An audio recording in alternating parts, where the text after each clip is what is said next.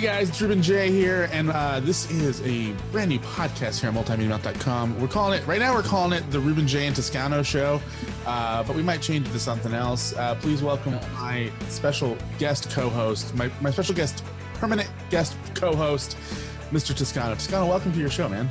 Hey, how are you? Oh, my show. I thought this is your show. Like I told you before, I'm just a whisper in the room. Consider me the fly on the wall. I kind of like that. That might be, I mean... No, don't call me the fly on the wall. I hate it. Well, I mean, I'm not the guy, you know, we both have a mutual person that we used to work with who would just give us the most random of nicknames. One of which is actually your name in my phone. That's right. That's right. You know, we used to call you Tusky on the air on the old show we used to do together. And I put that in my phone for your name. And good. Whenever I say, hey, Siri, call Tusky, it replies, calling Tussie. Oh, that's right. You know, I have a habit of telling Siri to play music when I'm in the car, and I'll have Siri play Striper. This is an old 80s hard rock band or heavy metal band. And it says, now playing Stripper. So, yeah, I totally hit it. Which isn't Striper a Christian metal band? Yeah, they're a Christian metal band. Really, really good. And a few of their songs actually go mainstream. And I just started being very nostalgic, you know, throughout this whole coronavirus ordeal. And I'm telling Siri, play Striper.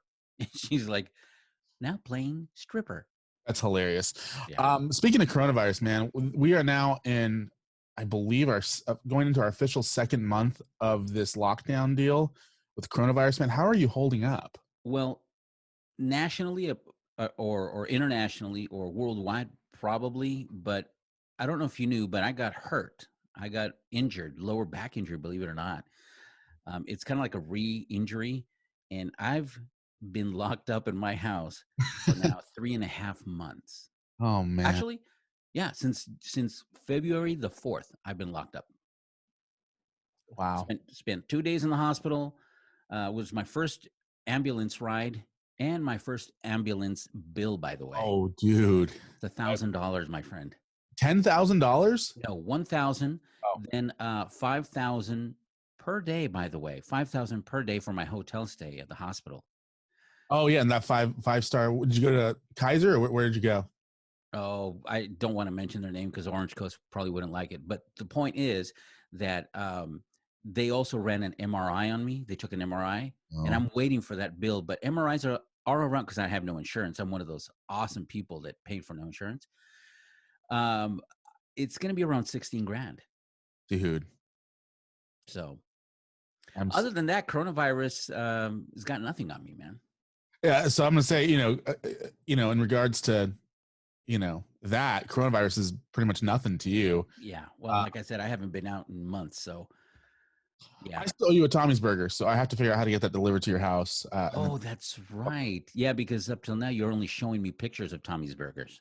Well, no, okay. So I sent you 2 pictures of Tommy's Burgers, and then the last burger I sent you was actually the burger I made at my house. So that wasn't. Your cooking skills are getting mastered, dear Padawan, because that looked like a pretty good burger. Oh, it was a really good burger. And it was on brioche bun or brioche. Brioche. Yeah, brioche. Thank you. Yeah. Start watching Food Network for the correct phraseology. I do watch Food Network. I just get so hungry that I start eating stuff instead of actually paying attention.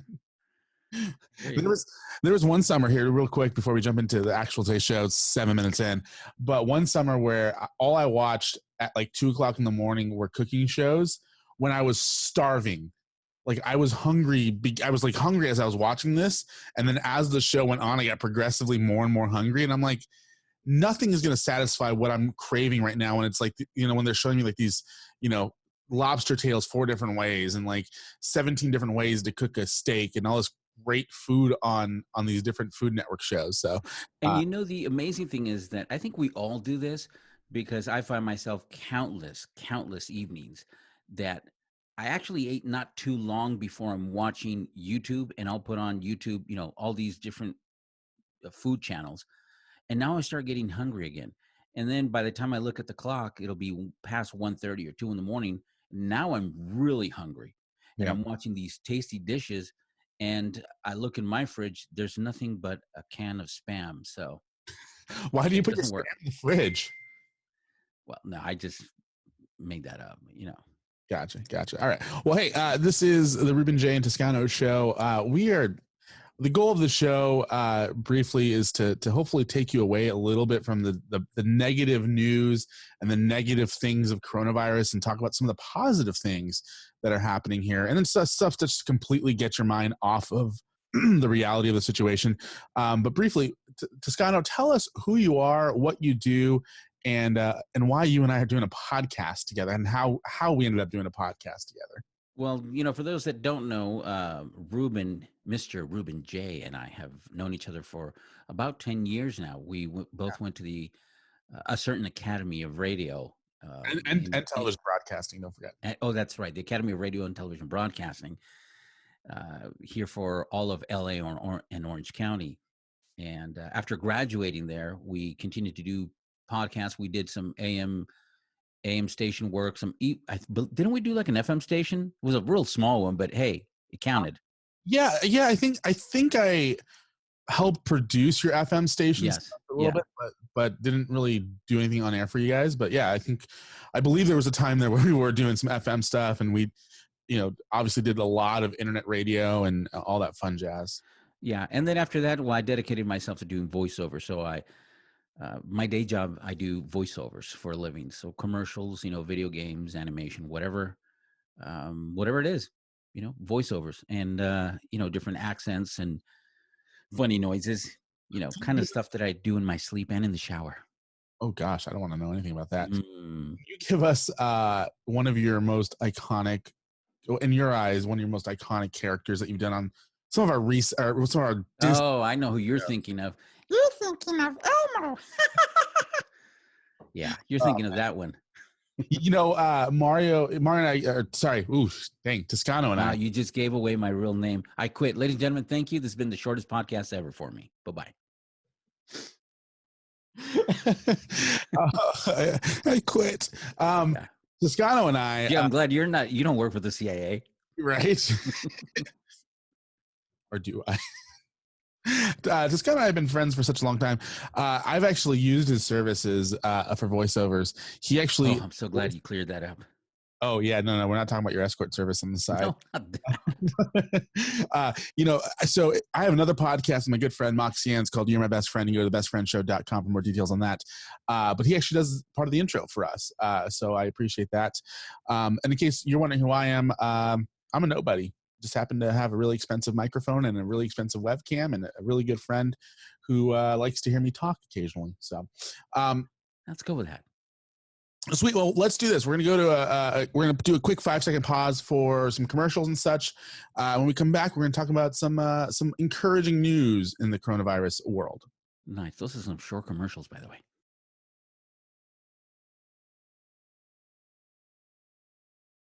All right, we're back with the Ruben Jay and Toscano Show. That's not really rolling off the tongue the way I hoped it would. No. Have you been drinking any NyQuil, by the way? No. A little secret. One time, and I won't say what, but Ruben was drinking kind of NyQuil-ish. Are you talking about the Tennessee whiskey? I don't know what you were drinking that day, and all he had to say is, "This program is brought to you by Audible," and the word "Audible" lasted, I don't know, 2.5 minutes to come out of his mouth. So, yeah, I'm quite used to that. Toscano, I'm so excited to be doing the show. Let's talk about some encouraging things that have been happening across the country in regards to the coronavirus shutdowns and reopenings and all that fun jazz.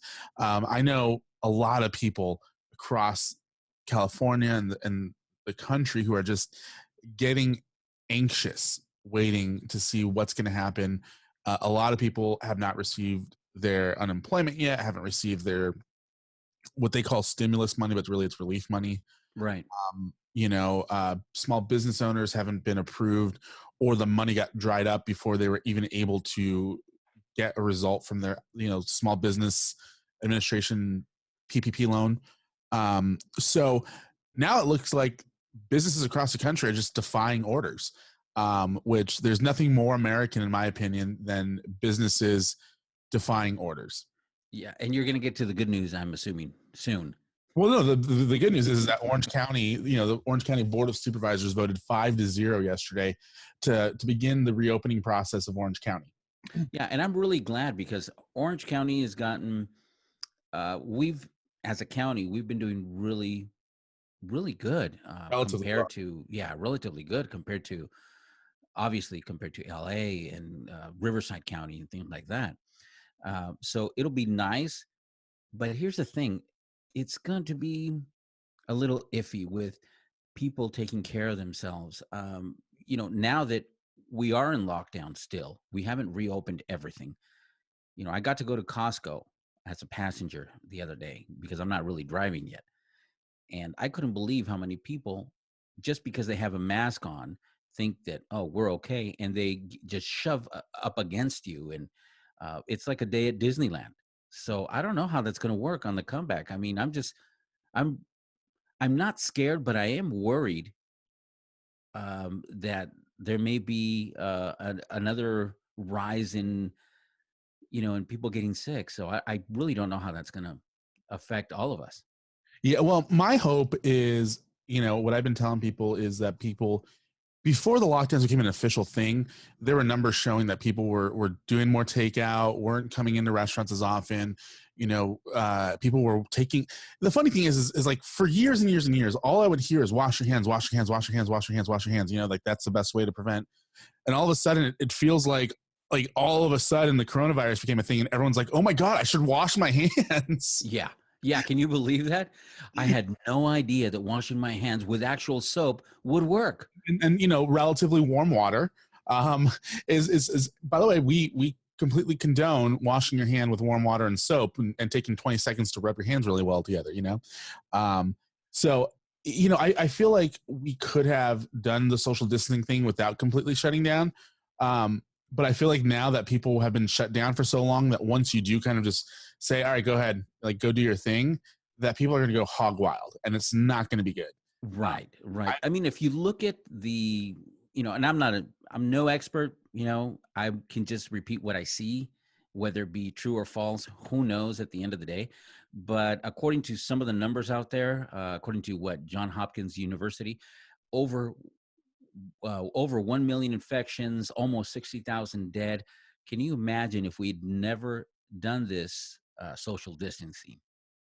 Yeah, if we would have just left life completely as normal, this would have been a complete disaster. But I think we enacted social distancing pretty quickly, Yeah. and then kind of let people live their lives for a while, and then all of a sudden everyone's like, no, let's go ahead and shut everything down. Right. Which again, the numbers on the flip side will have to tell the story, because right now, again, kind of like what you said, is we don't really know what's true and what's not true. All No. we know is that there's 30 plus million people with not working. Yeah. So the numbers, we're going to see a million people infected versus 30 million people unemployed, 60,000 deaths. Who knows? Who knows what's going to happen afterwards? Because sometimes the financial consequences can be even worse. Yep. You know what's interesting? I got an email this morning from a friend of mine. I didn't mean to send sending me like a link, and it was this link of some Italian doctor saying, they're hiding. This is not really. There's no such thing as coronavirus. Okay. So my friend asked, "What do you think of this?" And I said, "Well, look, does it really matter what you call it? I mean, for all we know, it could be, a social experiment from who knows who. I mean, it doesn't matter. It doesn't matter if it's man-made, if it's natural. The point is, there are people that actually have died from this. There are people that are actually getting sick. As a matter of fact, I got word yesterday that I have an uncle and his wife, my aunt and uncle, right? They are, he's my mother's brother. And I stutter a little bit because we don't really, we're not really too close. Let's just say that. And I'm not glad, but he got infected. Here's the thing. My uncle works in San Diego. He lives in TJ. Okay. He's got a big business in TJ. And he comes to the United States every day. He's an American citizen, comes and gets his things every day. But he said, you know what? All this is just a farce. It's a lie. It's a hoax. And I'm not, I'm not going to wear a mask. This is ridiculous. I'm okay. Well, a few days ago, they didn't show up at home. So 2 days later, my cousins, their kids are asking everywhere, where are they? Where are they? Come to find out that they're hospitalized in San Diego Oh man. with COVID-19, both of them in intensive care because they're older people. Now, having said this, check this out. That's not even what gets me mad. That doesn't get me mad because it's his fault and his wife's fault that they never took care of themselves. Here's what gets me mad. They live in TJ. They went to their doctor in Tijuana, okay? Their doctor ran tests. Guess what their doctor said? Absolutely nothing. He said, go to the United States immediately and get tested for COVID-19. Jeez. So here they come crossing the border, infected. Yeah. Who knows if that immigration's officer now is infected, that was next to him. I mean, I don't know. I'm sure they've got gloves and masks and all that. But when they went to the hospital, did they go to a gas station? Did they infect more people? Who knows? But all I know is that they're in intensive care. So coming back to the original thing I was saying, who knows? Is this man-made? Is it not? Is it really coronavirus? Is it some other form of bacteria? Who cares? The point is there's people getting sick, people dying, and we know that distancing ourselves is effective. Yeah, and let's talk about, I said this podcast is, we don't want to dwell on the negative side of things, and I think we kind of failed already. But I got great news yesterday as I was preparing for the show. If you head over to multimediamouth.com, they are our partners here on this podcast.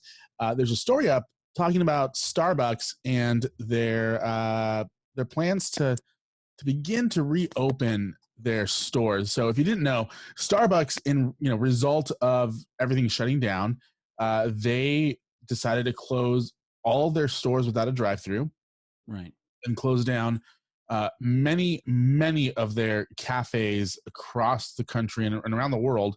And yesterday on an earnings call, Starbucks CEO Rosalinda Brewer announced that the company plans to reopen 90% of their stores by June.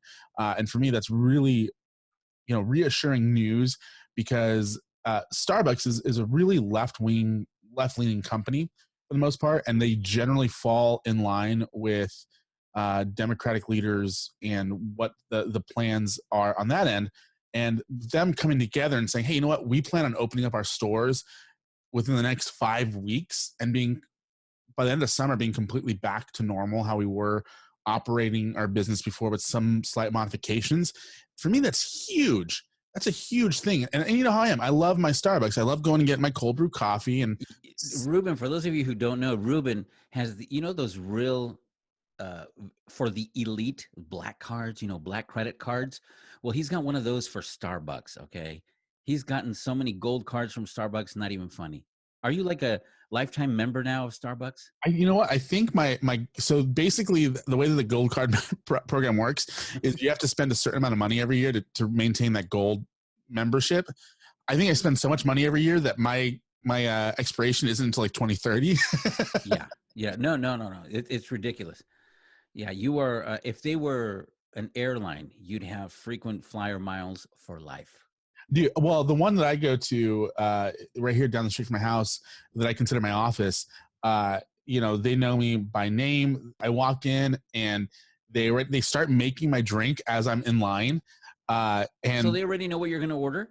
Yeah, and I order the same thing every day. It's a cold brew coffee with some creamer and some vanilla. And it's sometimes they don't even charge me for it, which I probably shouldn't say. But I'm super excited that Starbucks. First of all, one of the things that kind of pisses me off about Starbucks is that all of their stores that are closed right now, so in my city, there's 4 Starbucks within like a 4-mile radius, and all of them closed except for one. So all the traffic from all the other Starbucks are going to that one store, and the only way to order is through drive-through. Mm. And so the line at the drive-through is unimaginable. I mean, it's like getting tested for COVID-19.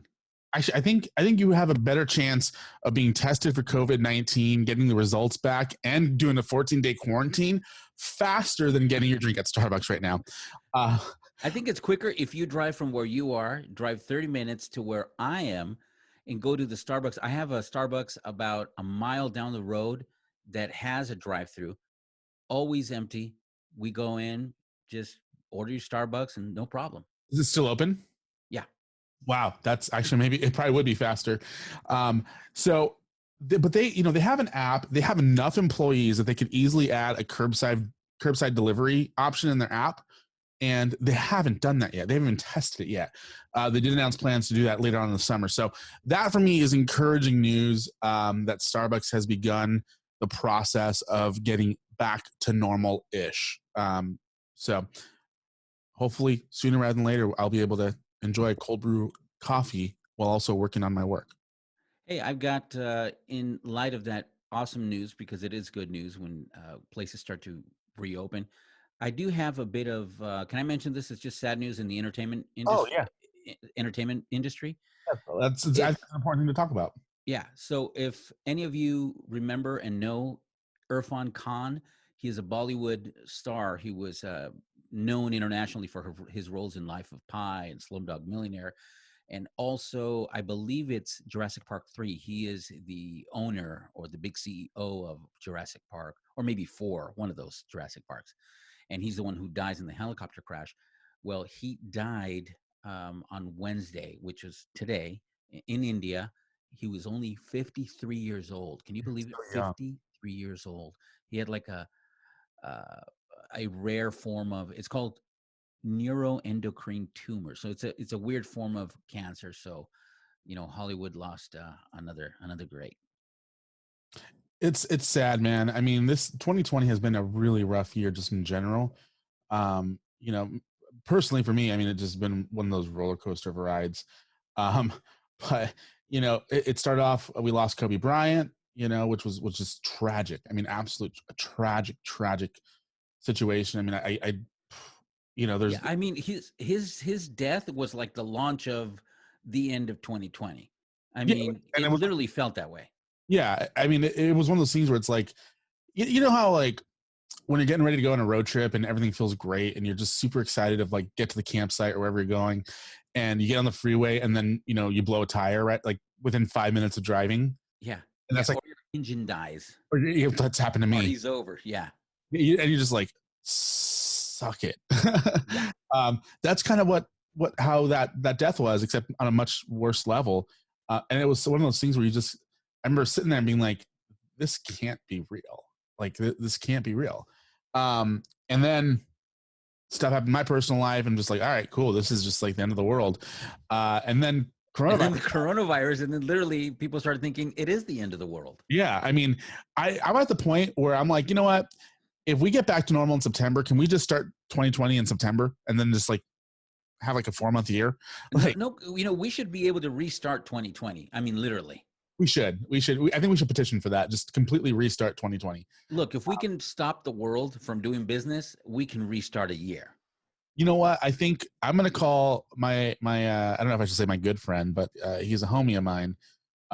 He lives on on Pennsylvania Avenue. Do you know? Oh, he's a homie of yours? Yeah, homie of mine. I mean, he sent me $1,200 not that long ago. Yeah, well, you're lucky. He ain't my homie. I can tell you that. I haven't gotten my money. You should have that clip. Show me the money. So anyway, I just it's bad news that someone passed away. Hopefully we can remember him. The good thing is it's not a coronavirus related death, which is right. Yeah. It's great that it's not coronavirus related. It sucks that he's dead. And my hope is that we can go and watch some of his movies and films and shows that he was on and remember him in a fond way. Yeah. At least it wasn't coronavirus. That's what it sounded like. At least it wasn't coronavirus. Right. Oh, he died? What did he die from? Oh, he blew up after a car accident. Well, at least it wasn't coronavirus. Whew, he escaped the coronavirus, man. That's good.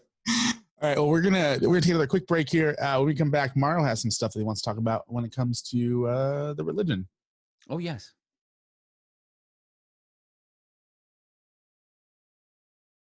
All right, we're back. Toscano has some stuff he wants to talk about.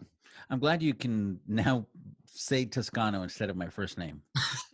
Dude, well, I mean, I forget that your name is Toscano because And it's not that I don't like my first name, guys. It's just that, you're trying to create a persona via the airwaves, and you get the person calling you by your first name, and then that goes down the drain.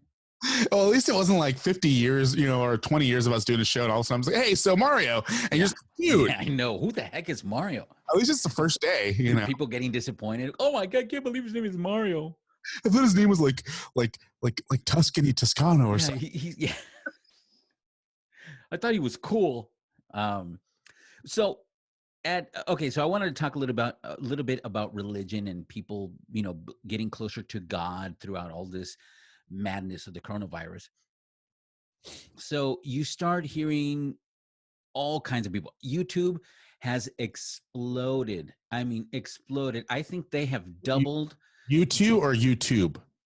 All right, let's not start with YouTube. I said YouTube. YouTube. All right.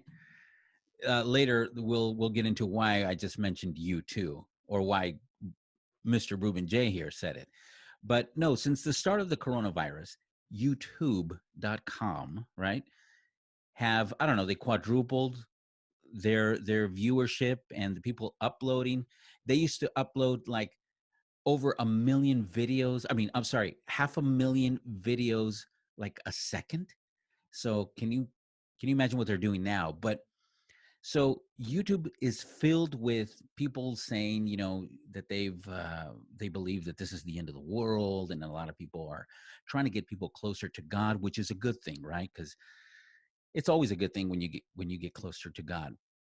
So, a couple of questions I had for you is, what do you view this as? Do you think that this is maybe like a wake up call from God to the world? Because we've actually never in our lifetime. Last time something like this has occurred was what, 1918. So we weren't alive then. In our lifetime. Yeah. Yeah. In our lifetime. I mean, do you think that this is maybe like a wake up call from God? How do you view this?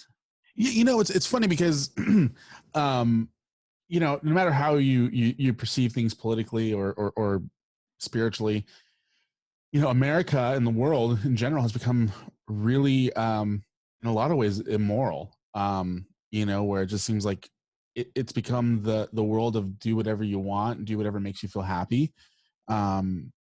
So I do believe that there's a lot of things that happen that slowly, that is a wake up call. And and honestly, I kind of feel like the election of Donald Trump was like a wake up call, as much as I personally do like a lot of things that he does. I feel like him being elected was a wake up call. I feel like 9/11 was a wake up call. I feel like some of the hurricanes and stuff we've had in the last 15 years have been wake up calls. And it's one of those things where it's like, when the police officer comes to your house, they start off with a small, please open up. And then if you don't open up, then it's, and then they kick your door open. Yeah. And I kind of feel like that's how this all has been.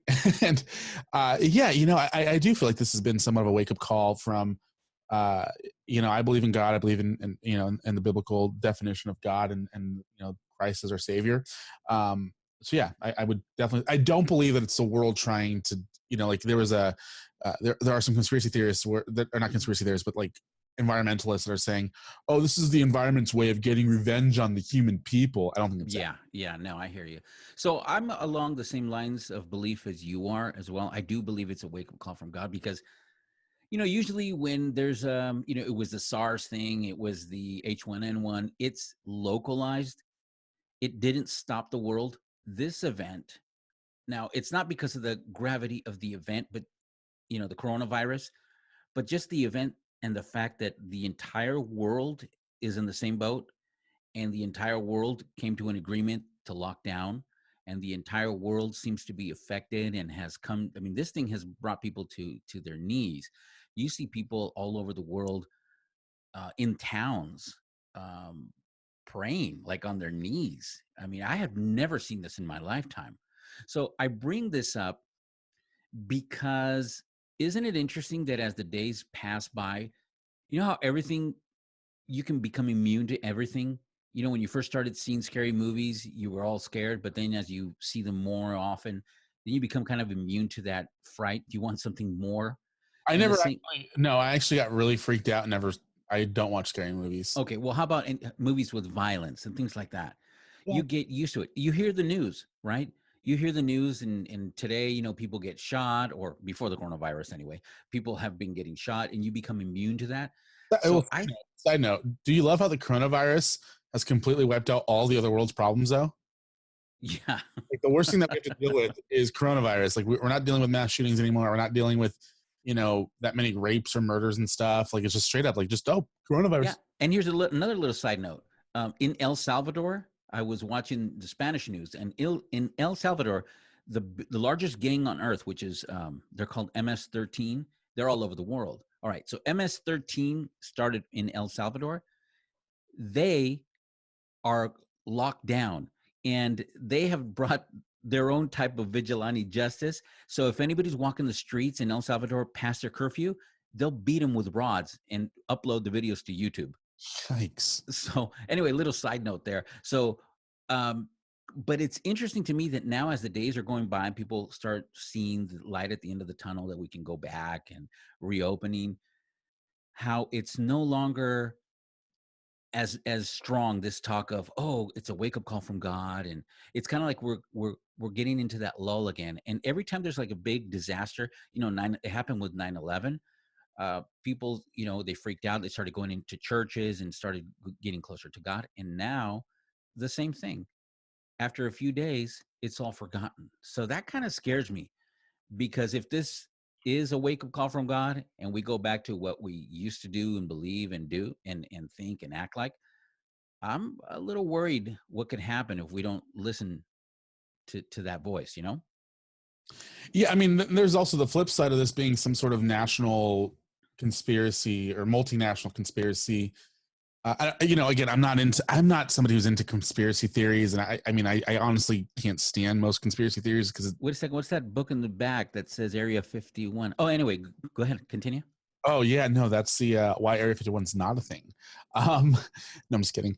I actually don't know. So but there's some interesting things that are going down. I mean, it just honestly, for me to see both Republican and Democratic leaders both agree to lock down, for the most part, has been like somewhat of a red flag for me, because it's like you would think that. So that's not a plus for you. That's a red flag. Oh shoot, we're in it deep now. Well, the red and the blue have just come together.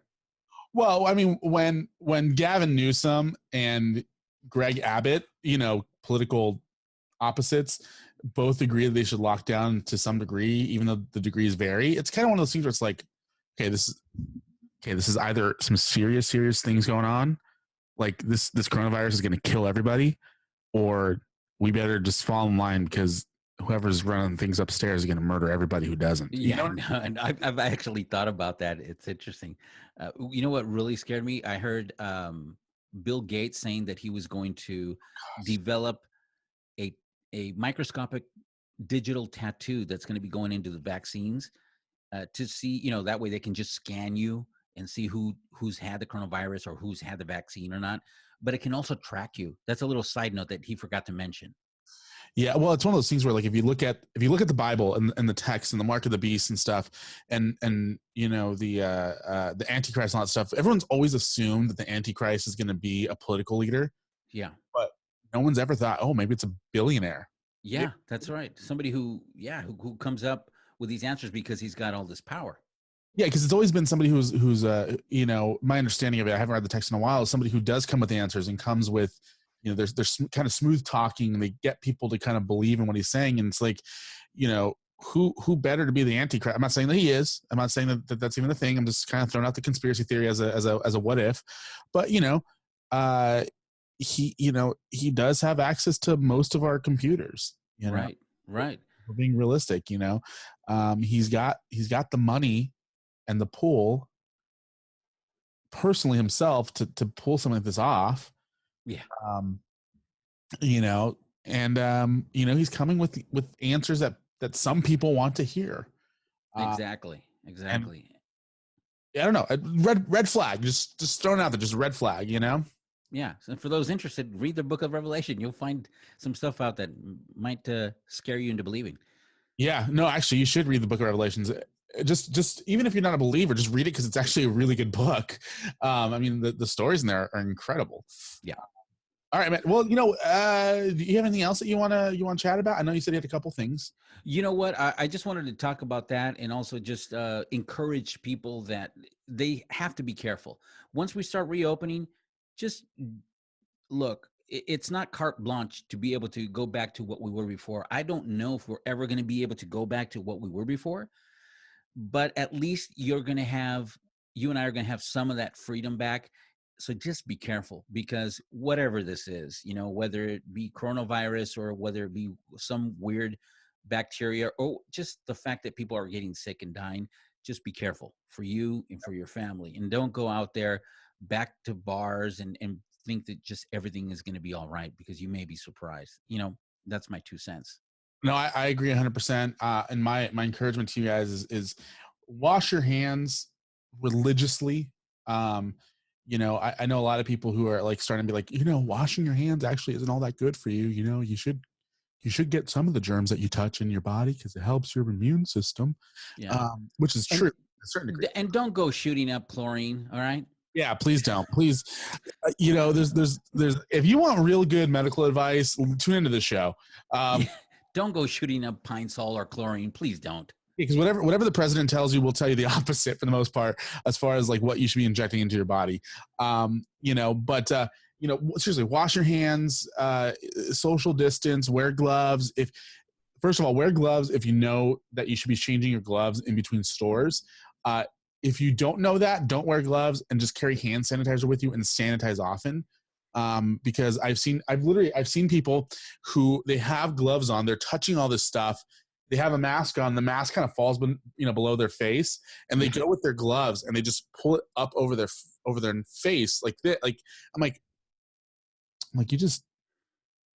you're asking for it, aren't you? Yeah. I saw people at Costco rubbing their eyes with their hands, because they're wearing a mask, but they're rubbing their eyes with their gloves on.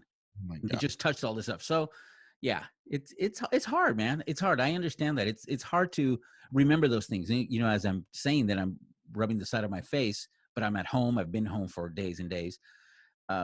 So it's understandable, but do your best. Do your best. Be safe. And tune into this podcast and share it with your friends. Do it right now. Thank you, Arnold. Mar, are we gonna be back tomorrow? Are we doing a daily thing? Hey, if you're here and I'm here, why not? I can wake up early enough. Yeah, because 11 o'clock is so early. Well, no, not just okay. Whatever. That's what I thought. All right, well, my name is Ruben Jay, and I'm Toscano. And this has been a show that we don't really know if we're going to keep the name of it or not. We'll see. Or the show. Yeah, who knows? We both have a history of like, we're 3 episodes in. I think it's enough. That makes me sad. Thank you for rubbing that in my face. Reminding you. All right. See you guys. Right, we'll see you guys tomorrow. How do I see? Which one should I stop first? Stop that one. Come here and push.